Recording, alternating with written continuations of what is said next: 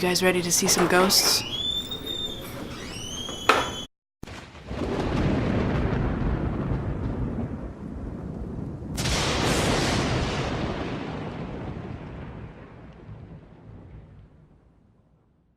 What's up, guys? Today Fractured Compass here is at the majestic Queen Mary to do the Paranormal Ship Walk tour. See if we can see some ghosts. Join us, will you? Alright, so right now we're aboard the luxury liner, the Queen Mary, and we are here a little early, so our Paranormal Ship Walk tour doesn't start till 8 o'clock. But we're here to see what we can see, just to explore, go down, and get lost. Because this ship is pretty amazing, so let's do that. The Queen Mary. Luxurious ocean liner, heroic warship, or haunted ghost ship? Do the passageways hold today's hotel guests visiting sunny Southern California? Or are they home to spirits who walk with us, unseen, and reliving their days on board?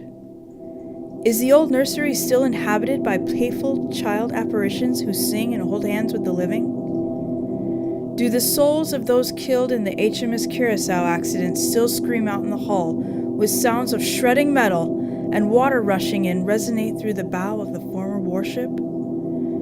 And what about watertight door 13, the very door that claimed the life of a young crew member in a grisly accident? The Queen Mary, named after a monarch and christened by royalty, she was the most glorious ship to set sail the Atlantic Ocean. She honorably served the Allied nations in World War II and retired in Long Beach, California after 31 years on the seas. It seems that some spirits have decided to retire with her. So it is finally 8 o'clock. We are waiting in the foyer, as you can see, for our ghost tour guide. Are you ready to go, Captain? I am. I'm super excited. Let's go see some ghosts. I want to say good evening. Welcome aboard the RMS Queen Mary. If you didn't catch it before, my name is Paul. I'll be your guide for the Paranormal Ship Walk tour. And of course, this tour will primarily deal with many of the reports of paranormal activity that we have had here aboard the Queen Mary over the years. This room has a story as well. Now, we call this the Taenia room nowadays. It was originally known as the third class garden lounge. And nowadays, we rent all these rooms out for different events. So we have all sorts of different events here aboard the ship.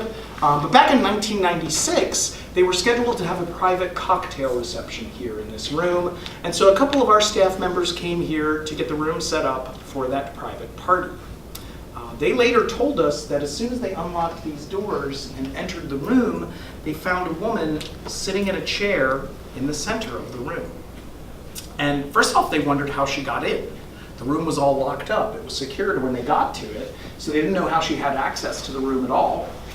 They also just thought it was very strange that this woman was sitting in here all alone in the dark.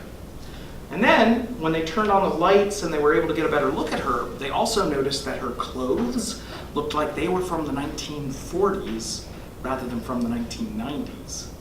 And they thought all of that was so odd, they did not really want to get involved with her.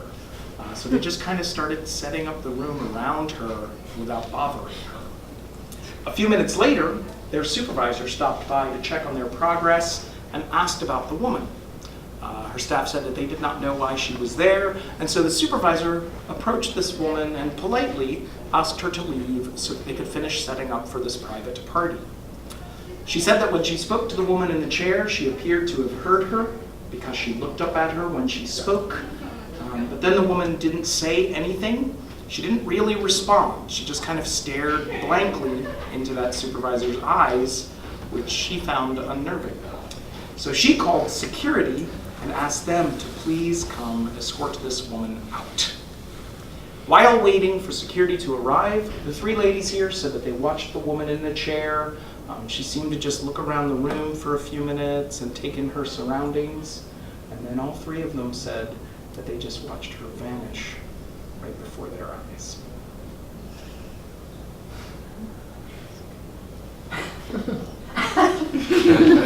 Asleep in her room, and she woke up in the middle of the night she was having trouble breathing. She said it felt like there was a weight on top of her, something on her chest that was making it difficult to breathe. And she said that she got up and went into the bathroom to try to splash some water on her face and catch her breath and calm down.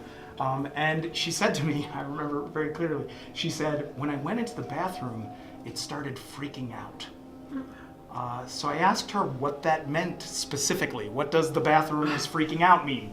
And she said, well, the lights were clicking on and off. The door to the room and the medicine cabinet were flying open and closed. She said the faucets turned on, water started running, her toothbrush and everything she had sitting on the sink went flying off onto the ground. I said, yeah, okay, that sounds like the bathroom was freaking out. And then she said, I thought this was really funny. She goes, I was so upset that I went to the front desk and I made them change our room. And I thought that was impressive because I pictured myself running across the parking lot to jump in my car. So I thought it was pretty amazing that she decided to stay aboard the ship at all. But that was one of the stories that I've heard directly from one of our guests, what happened last night. And he said he was asleep in his room in the middle of the night. He said it was about 2 o'clock in the morning and he was staying alone aboard the ship. But he said he thought he heard the door slam to his room. And he said when he opened his eyes, there was a woman standing by his bed. And he said that everything about this woman's appearance, her hair, her dress, all looked like it came straight out of the 1940s. He said that the woman took a moment, looked down at him, and when she got a good look at his face, she apologized and she said, I'm so terribly sorry. I'm just searching for my husband.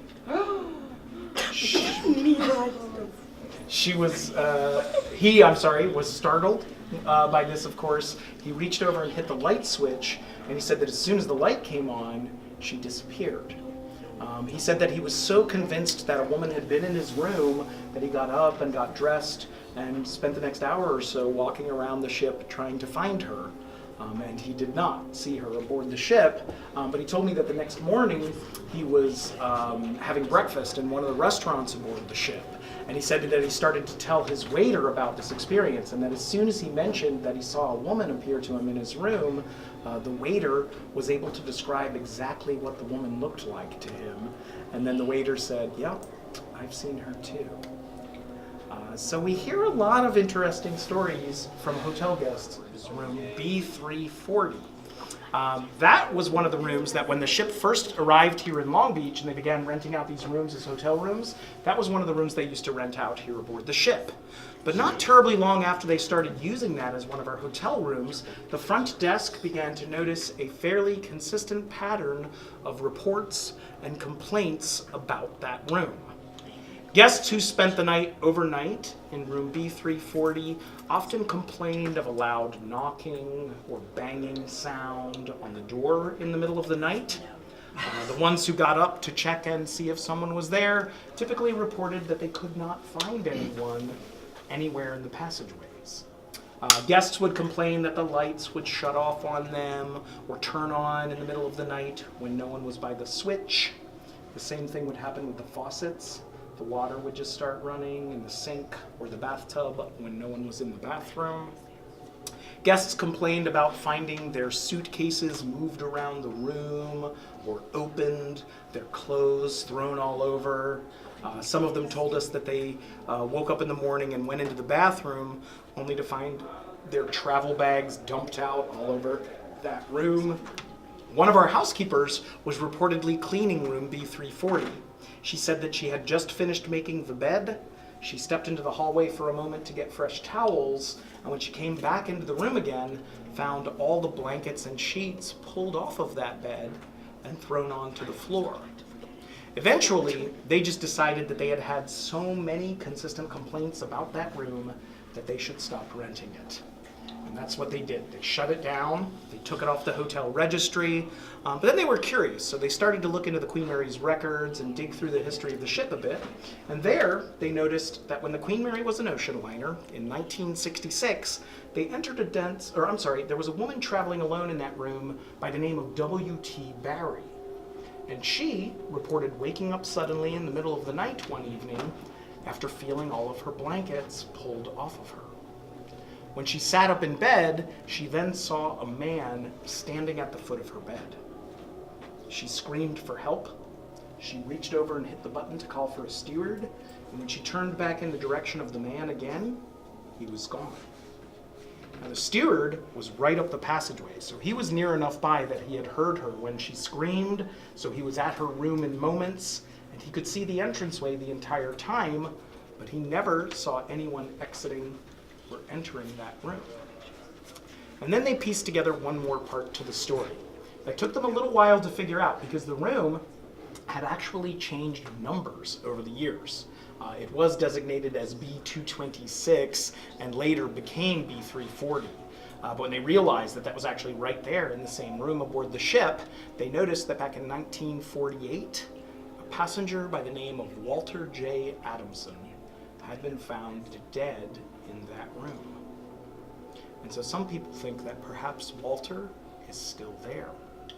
And based on the sort of behavior people have described experiencing, it doesn't seem that he particularly likes it when other people stay in his room.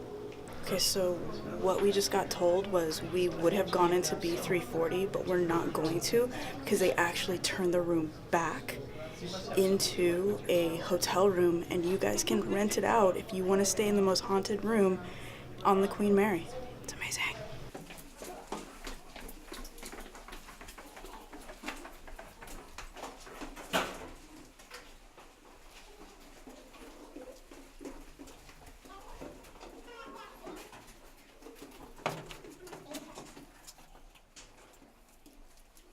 So let me start off just by explaining a little bit about where we are here.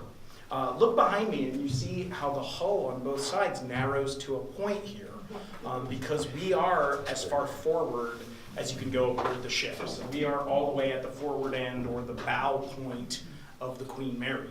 The room that we're in is known as the Bosun Store or the rope locker. Get a weird vibe in here, right? That's what he said? Yeah, I'm not surprised. The shaft that you see here in the center of this room goes down 3 decks below where we are right now, and it travels all the way up to the forecastle of the ship, which is the outside bow area, and that's typically where they would tie the Queen Mary off to the dock when the ship was in port, using the lines or powers, the enormous ropes that you can see lying around in this room. But when the rope wasn't being used up there, they would lower it down the shaft, and it could get stored here and in the other rope lockers below. So that's what these areas of the ship were originally designed and used for. The reason that I wanted to bring you in here this evening on the haunted tour is because here we are right next to the bow of the Queen Mary. And in areas like this, near the bow of the ship, over the years, we have heard many reports of paranormal activity that we believe most likely relate to an incident that took place during the war.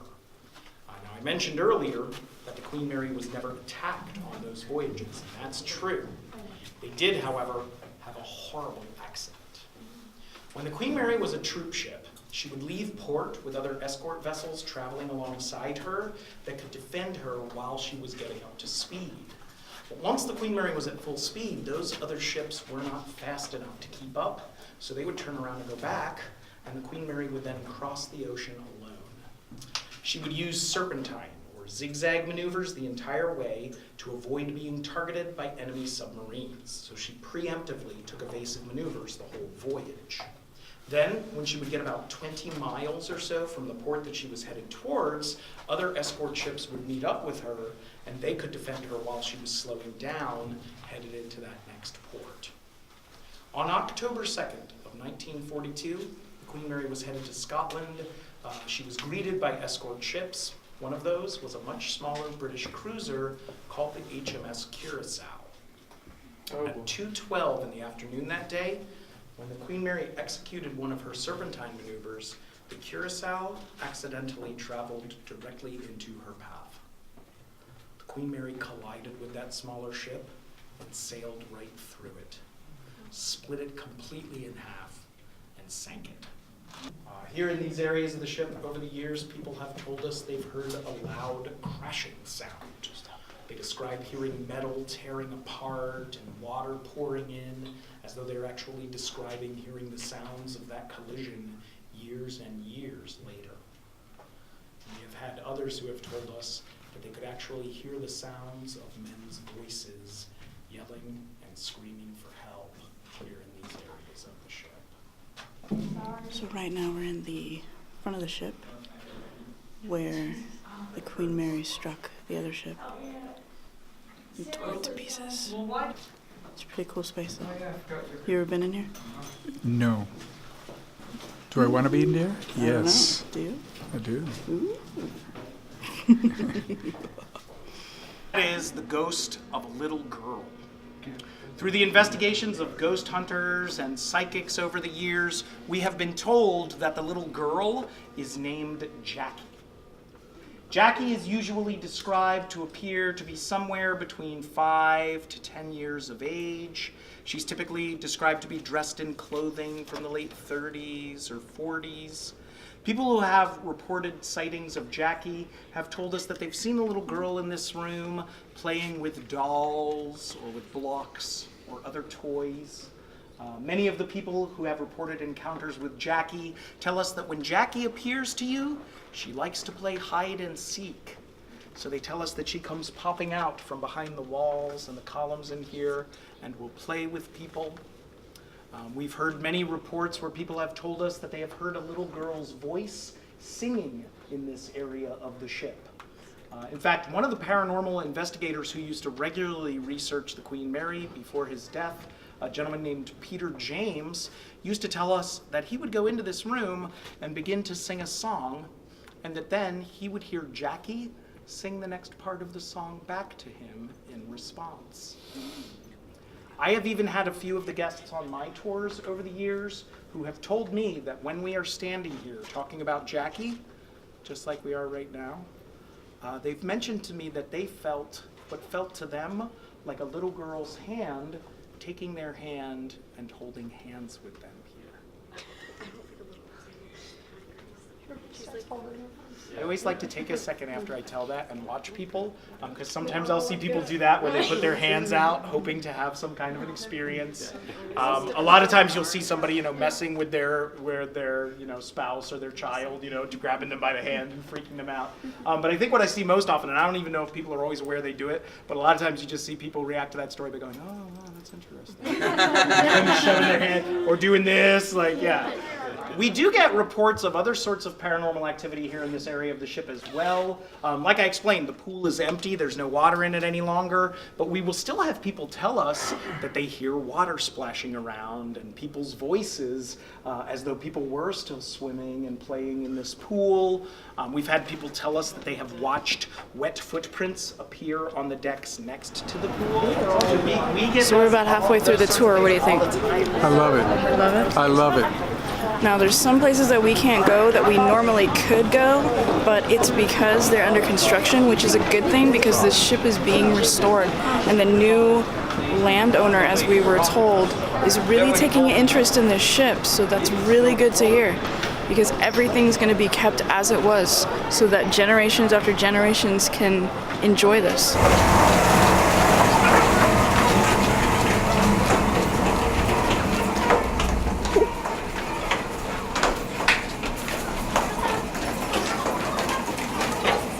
But this watertight hatch door is original. And it's a lot easier for you to imagine how this actually worked when you recognize that this wasn't here, this wasn't in the way. And so this would turn, and this watertight door would slide closed across a hatch-style opening, the kind you would have to step through kind of like that. All of these watertight doors were controlled hydraulically from the bridge of the ship. But here, this is watertight door number 13. And this is another area of the ship where over the years we have had many reports of paranormal activity, and we believe that we know exactly why. Because when the ship was an ocean liner in 1966, they entered a dense fog one night, and the captain ordered all of these watertight doors to be closed as a precautionary measure.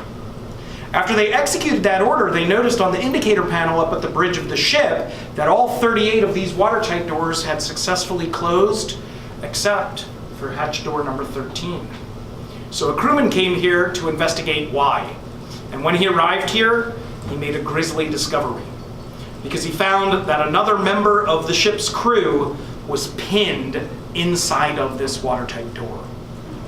Now these hatch doors would slam shut with about 700 pounds of hydraulic pressure per square inch.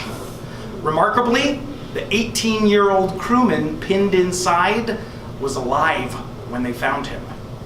So they tried to help him and opened the hatch, which just allowed his massive injuries to bleed out. So he died very quickly after that. Anything yet? Let's keep on going. Let's see what else we can find. Or what else can find us.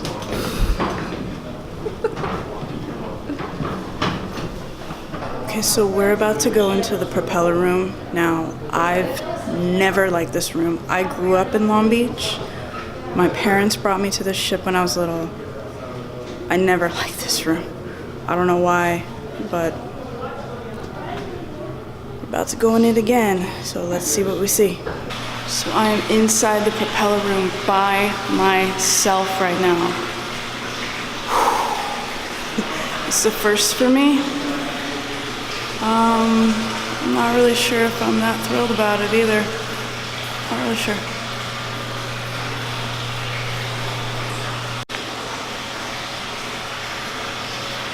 This is actually the outside of the ship. And that is death. Alright guys, looks like we are off the ship and I had an amazing time. I loved learning about the history. As you know, I love history. I'm also super excited that there is a new lease owner on this land and that they are not only putting tens of millions of dollars renovating this ship and restoring it to its beautiful natural glory, but they're also doing a lot with the surrounding area and bringing Long Beach back into its heyday and putting in lots of new attractions. So I'm very excited to see what that is going to hold. With that said, did you have a great time tonight? I had a great time. I had a marvelous time, an amazing time learning a lot of things about this ship that I didn't know before, and I can't wait to do it again. They got a package that's about $138 per person. That includes the Winston Churchill restaurant and then the haunted tour. Yeah, I guess that's going to be on your credit card, right? I guess so. Fractured compass. But I definitely want to do that tour when they're done restoring that ship so we can get into like the swimming pool area and whatnot. I'm not disappointed that we didn't get to go into those areas. I just would like to take the camera in there and see what we can see. One more thing, remember that B340 is now going to be an actual hotel room, which is why we didn't get to go in there this time. And that's okay. So if you're looking for that experience, to stay in that haunted hotel room and to be in there, check that out, because now you can stay in there, and that's something new that I did not know. So remember guys, get outside, get dirty, have lots of experiences, and stay weird, America. Bye-bye. Bye.